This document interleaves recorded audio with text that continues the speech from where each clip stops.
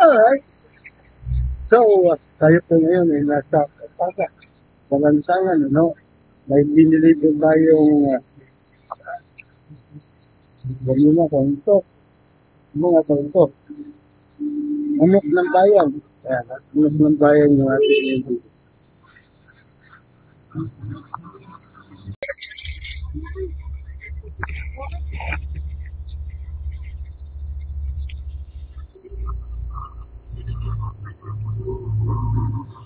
Okay, so here we go. Oh, habang tayo po ay nagmumotor, abay, i-maximize na natin ang pagkakataon at nang makapag-komentaryo.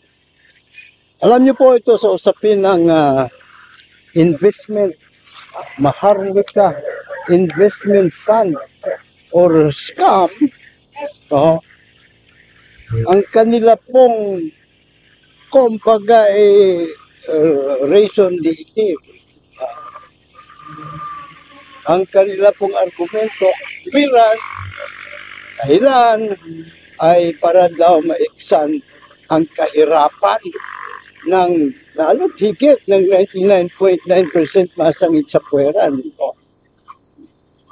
Ang problema, hindi na in-acknowledge na ang dahilan sa nagkatunay bakit ang 99.9% masangit sa puwera ay naghihirap sa buhay ay korupsyon sa buong gobyerno. Kung kaya ang kanilang solusyon ay more corruptible funds. Aba, palinaw po na yung investment funds by the hundreds of billions ay corruptible funds.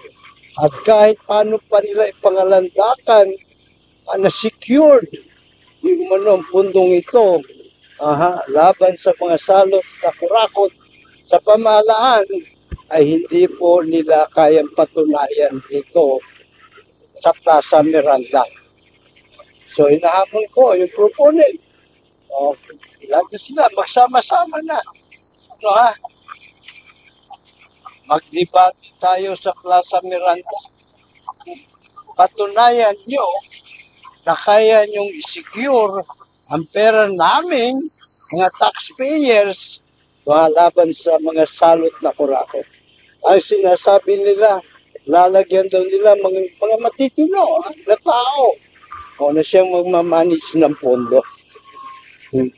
Yung ba ay sapat na deterrent? Di po. Sapagkat, ito diretsang usapan. Walang accountability ang ating mga opisyalis. Saan ba mahahanap si accountability? Doon ba sa Malacanang? Doon ba sa Kongreso? Doon ba sa Senado? Sa hudikatura.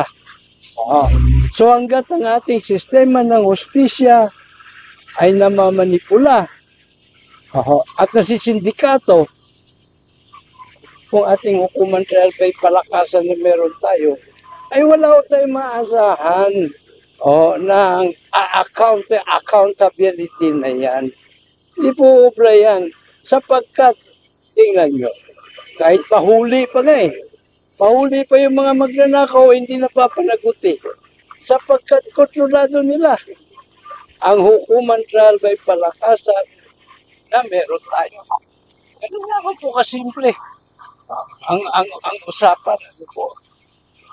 Unang-una, pag nahuli sila, ano garantiya na talagang sasampahan sila ng kaso ng Office of the Ombudsman o kaya ng DOJ? Zero. Below zero, hindi lang pala zero, below zero. Wala pong katiyakan na sila ay masampahan. Wither lang. Kumbaga, kung sino yung administrasyon ngayon at kalaban yung mga salot na kurakot, maaring may pakukulong. Pero hindi nababawi yung kinurakot. Pagkatapos, pag naluklok na naman ay mga kaalyado na nakakulong, abay, labas na naman siya sa kulungan. Malayang-malaya na naman siya at nananalo pa sa halalan at muli ay nakapangungurakot sa kabambayan. So, yan po ang sitwasyon sa ating pong bansa. Sanhi at dahilan ay yun pong hukumang trial by palakasan.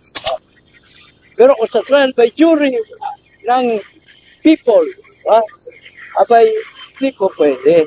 Sapagkat ang pag-iisyon, well, una muna, tinitirta o may probable cause ay graduate.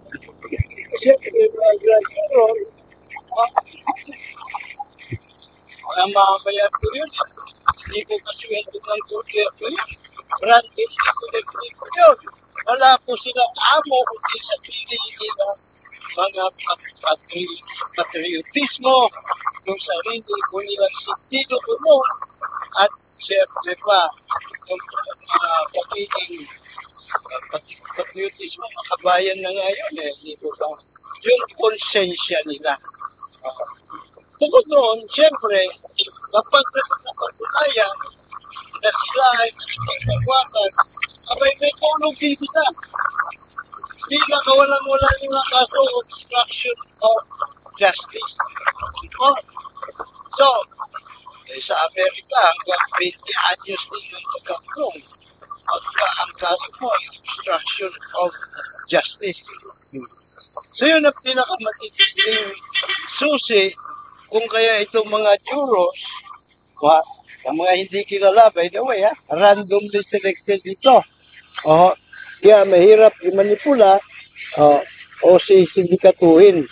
Di katulad ng mga prosecutor sa kasalukuyan nating sistema na sila ang nag-determine ng probable cause, pero siyempre sila naman ay, alam nyo na, hawak ng Pangulo.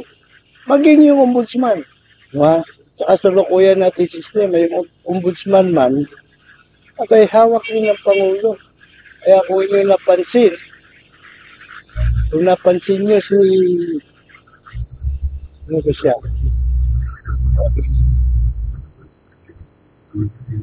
Kung inyong napansin, si Karandang, overall deputy ombudsman, siya ay sinipak ni Digong dahil iniimbestigahan niya yung pangungurakot ni Digong doon sa Davao City.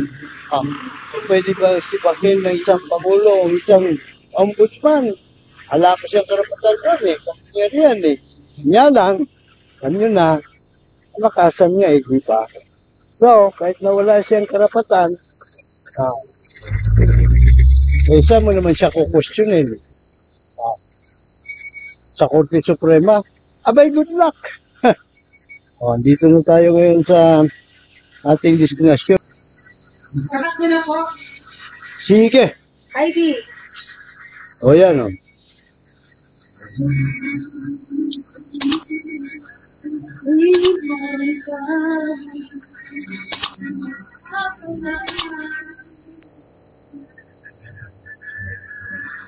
Wow, pictures perfect.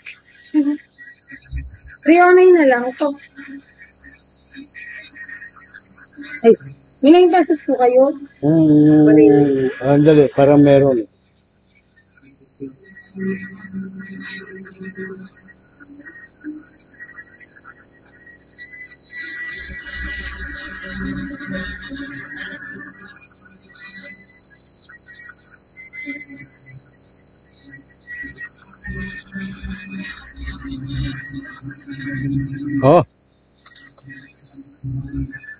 So, sa palagay mo, yung bang daan-daang bilyon na nilagay na sa Maharlika Funds ay mananakaw o hindi?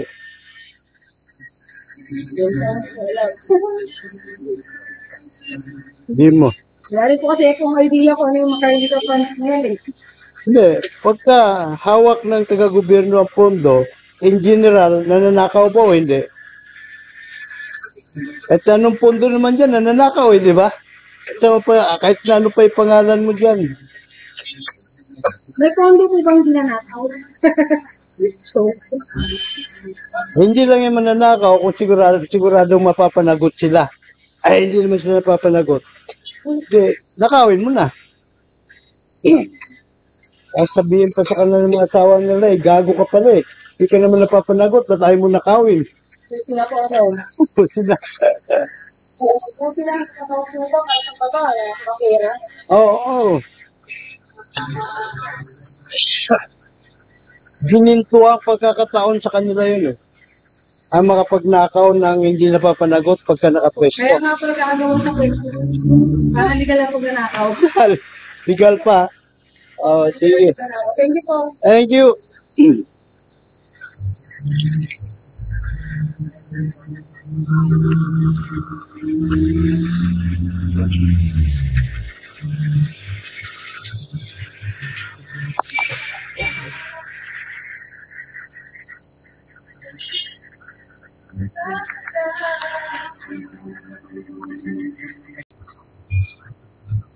Alright, so ito po, babalik na tayo sa base.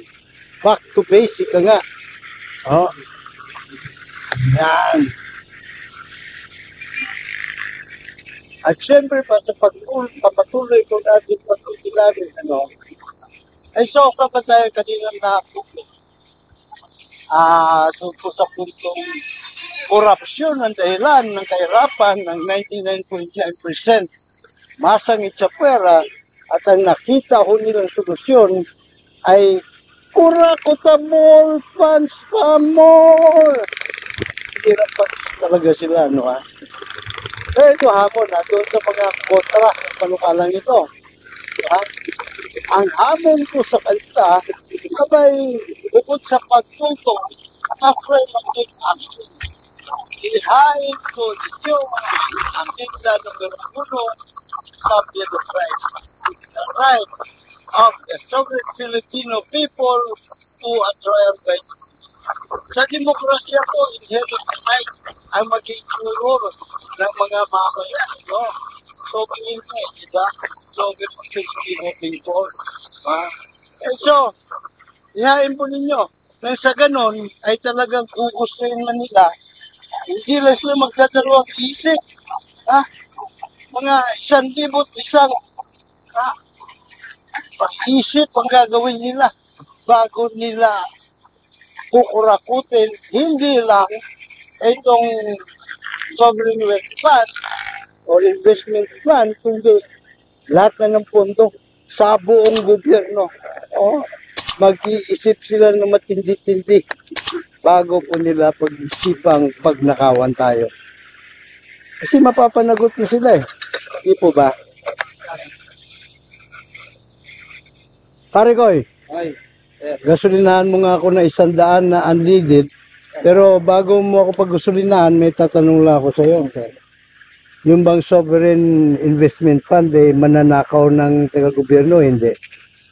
Hindi masasabi. Parang, Hindi mo masasabi. Hindi mo masasabi. Masabi. Okay, sabihin mo na. Hindi ba kahit anong pondo naman sa gobyerno ay nananakaw? Nanakaw yun. Iyan pa kayang bilyon-bilyon.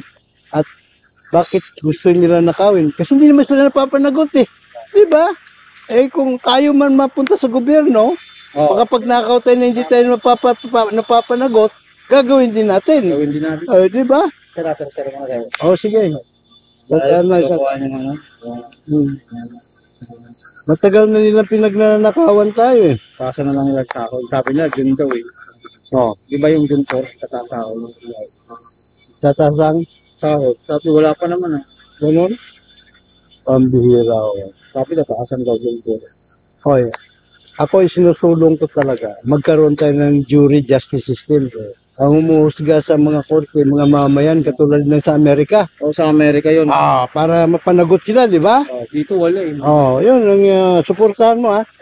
Ang Juro Revolution. Okay?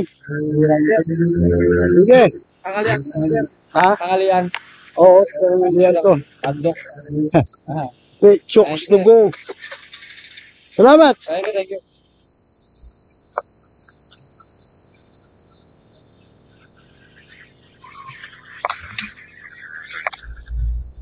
Alright. So, yung gasoline boy, hindi daw masabi. Ano ba kasimple lang, di ba? Ulitin ko lang, ha? Sinabi ko na kanina sa kanya. Ulitin ko lang para mas lang maliwanag tayo. Ha? Lahat ng pondo sa buong gobyerno, Kura-Kotable funds. Kura-Kotable funds. So, walang imposible. Kasi, ito lang kasimple. Ang magnanakaw, ay mga anggulo muna siyang tinitingnan, konsiderasyon baga. Unang-una, may nanakawin ba? Yan ang una niya itatanong, siyempre, laga namang mapapakahirap kung magnakaw. Wala ka naman palang nanakawin. Pangalawang tanong niya sa sarili niya, may pagkakataon ba? Siyempre, hindi ka naman pwedeng nakaw ka ng nakaw, wala ka naman pagkakataon makapagnakaw.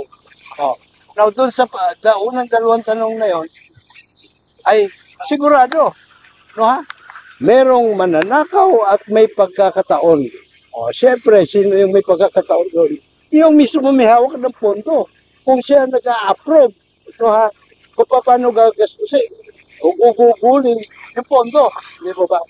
Ang pangatlong tanong, nakahindik-hindik, malulusutan ba natin pag ninakawin natin? Ito! Di ba? O kaya, to be more specific, malulusutan ko ba ito kapag ninakaw ko ito? Yun eh. Diba? Eh ngayon, kung halimbawa, ito wala naman. Itong sovereign fund, ang talagang promotor ay yung pinakamataas na rango. Siyempre, sino yun? Si Dayunyor. Si BBM, ang Pangulo. Ilan ka yan, mga sunod-sunukan na naman sa kanya yan eh. Ala naman po, hindi po pwede humindir yan. Kasi sinabi, nakawin natin ito ha. Ito gano'n, itong partihan natin dito. Ikaw ang chairman. Ikaw pa pinaka-chief executive ng pamamahala ng pondo. Pwede ka ba tumanggi? Hindi ba hindi? Pag tumanggi ka, mabilis pa sa alas 4 ka sinibak at palitan ng mga sunod-sunuran. Yung mga, yes sir, yung mga gano'n, ha? Ngayon, ang tanong, mapapanagot mo ba sila? Hindi, di ba? Ano mapapanagot niya? Hawak ang presidente, hawak niya rin yung Ombudsman, Ombudsman. Sino ang sasampang ng kaso? At kung may isinampang ang kaso, malapnaw para mabilis ka sa alas 4 na mag-akswerto ang sinampahan ng kaso. Ganun naman po kasi hindi ang lakaran dyan. No, ha? Di po ba? Kung kaya yung sinasabi na protektado ang pondo laban sa mga kawatan, ay wala pong kabasi-basihan doon. Diba? Walang kabasi-basihan sa katotohanan, no, ha? At patay sa kasalukuyang kalakaran sa ating bayan. Okay, so ano talaga ang pinaka-solusyon sa korupsyon? Hey, good morning! Hey! Ang solusyon talaga sa korupsyon ay sama-sama natin isulong ang juro. Yan po ay pagpapahirap ng justice system. Kaya mag-iriw. At sinasabi ko at kaya mag-iriw is the epitome of democracy. Kasi hindi matatawag na demokrasya na isa kapag wala sa enterprise ng mga mamayan ang karapatan sa trial by jury.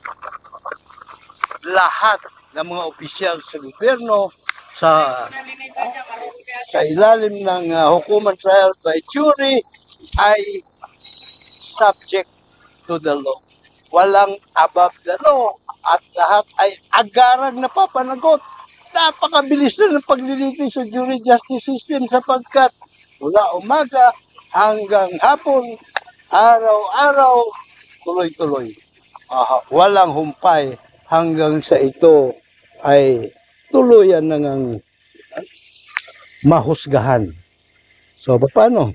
Andito na tayo sa ating destinasyon. No, ha? So, hanggang sa susunod na episode, no? Antabayanan po ninyo palagi ang Kitkilatis Live. Live na live.